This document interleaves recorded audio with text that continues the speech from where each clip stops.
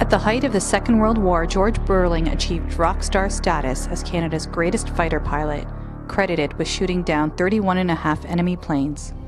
Well, during the war, George Buerling would have been a household name. Everyone would have recognized his face. He appeared in victory bond rallies across the country.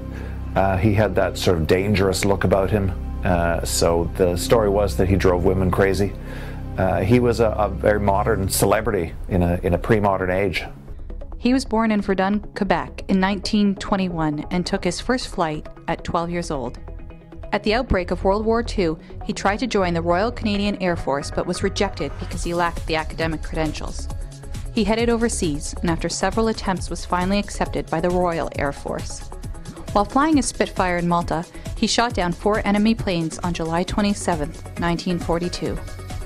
During that time, he shot down 27 planes in a 14-day stretch. He developed a reputation as a rogue pilot, often breaking formation to fight on his own. His fellow pilots called him Buzz and Screwball for his tactics. Buerling hated to fight as a team. He wanted to fight on his own. The old-fashioned lone wolf sort of style. He was never happier than when he was taking off on his own out to meet the enemy over the Mediterranean, over Malta. Just him against 1 or 2 German pilots. That was the best thing for him. For his service, Buerling was awarded the Distinguished Service Order, a Distinguished Flying Cross, and 2 Distinguished Flying Medals. He would have been horrified to be the object of attention, 60, 70 years later. He wasn't actually humble. He thought quite a bit of himself, but he was intensely private. I think he demonstrates that heroism comes in all shapes and sizes.